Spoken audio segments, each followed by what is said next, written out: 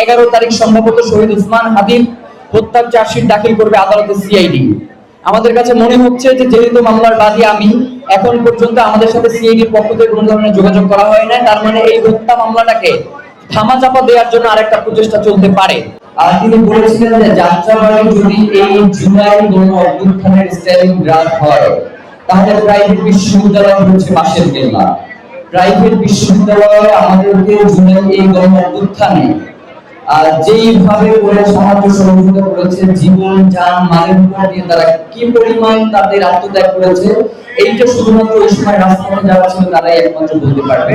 তো ইদানিং একটা কথা খুবই শোনা যায় যেগুলো আসলে আমাদের কাছে শুনতে খুব খারাপ লাগে, আর সেটা হচ্ছে প্রাইভেট বিশ্ববিদ্যালয়ের শিক্ষার্থীরা যখন প্রয়োজন ছিল আন্দোলন করেছে, জীবন দিয়েছে, আবার পড়ার টেবিলে ফেরত চলে গেছে। এইটা অনেকটা দুর্ভাগ্যের গল্পের মতো, যে তুমি আসো, জীবন দাও, এরপরে আমি তোমার কিছু দেবো না, তুমি চলে যাও।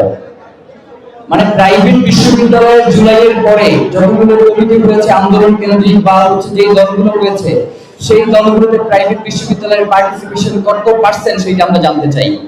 মানে শুধুমাত্র যখন নিজের প্রয়োজন তখন শুধুমাত্র প্রাইভেট বিশ্ববিদ্যালয়, আর যখন আমি সুফল ভোগ করবো তখন আমি প্রাইভেট বিশ্ববিদ্যালয় চিনি না, এই ধরনের দ্বিচারিতামূলক যে মনোভাব, এটা আমাদেরকে পরিত্যাগ করতে হবে। আমরা চাই অবশ্যই বাংলাদেশের প্রত্যেকটা সেক্টরে যেভাবে আপনাদেরকে প্রাইভেট বিশ্ববিদ্যালয়ে সাহায্য নিতে হয়, ক্ষমতায় অবশ্যই প্রাইভেট বিশ্ববিদ্যালয়কে আপনাদেরকে ভাগিদার করতে হবে। আমরা চাই ঢাকা বিশ্ববিদ্যালয়ের গ্রামের বাইরে এসে প্রাইভেট বিশ্ববিদ্যালয়ের শিক্ষার্থীদের সকলের সম্মিলিত একটা কোরাম হোক, যেই কোরামটা শুধুমাত্র হবে বাংলাদেশে, ঢাকা বিশ্ববিদ্যালয়ের না। এবং আমরা আরেকটা কথা বলতে চাই যে শহীদ ওসমান হাদির হত্যার বিচারের ব্যাপারে প্রাইভেট বিশ্ববিদ্যালয় থেকে যেইভাবে বাস নিয়ে নিয়ে আমাদের আন্দোলনগুলোতে অংশগ্রহণ করেছে, আমরা প্রাইভেট বিশ্ববিদ্যালয়ের কাছে ভীষণ কৃতজ্ঞ। এবং আপনাদের কাছে সর্বশেষ একটা দাবি জানিয়ে আজকের আলাপটা শেষ করতে চাই। 11 তারিখ সম্ভবত শহীদ ওসমান হাদির হত্যার চার্জশিট দাখিল করবে আদালতে সিআইডি। আমাদের কাছে মনে হচ্ছে যে যেহেতু মামলার বাদী আমি, এখন পর্যন্ত আমাদের সাথে সিআইডির পক্ষ থেকে কোনো ধরনের যোগাযোগ করা হয় না, তার মানে এই হত্যা মামলাটাকে ধামাচাপা দেওয়ার জন্য আরেকটা প্রচেষ্টা চলতে পারে। তো সেই জন্য আপনাদেরকে আহ্বান জানাই, রমজানের মধ্যে হয়তো আপনাদের প্রচন্ড কষ্ট হবে, এর পরেও যদি ইনকিলাব মঞ্চের পক্ষ থেকে কোনো আন্দোলনে ডাক দেওয়া হয়, আমি চাই যে প্রাইভেট বিশ্ববিদ্যালয় সেইখানে থাকবে।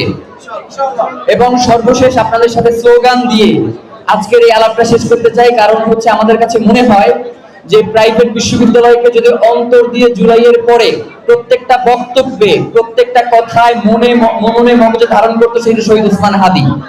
এবং ওসমান হাদির শাহাদাতের পরেও যখন আমাদের ভলান্টিয়ার সংকট চলছিল, আমি পুশআপকে ফোন করে বলেছি যে ভাই আমাদেরকে কিছু ভলান্টিয়ার দেন। পুশআপ আমাদেরকে ভলান্টিয়ার প্রোভাইড করেছে, যার কারণে প্রাইভেট বিশ্ববিদ্যালয়ের সাথে ইনকিলাব মঞ্চের সম্পর্ক হচ্ছে আত্মার সম্পর্ক, হচ্ছে সংগঠনের সম্পর্ক, হচ্ছে বাংলাদেশের।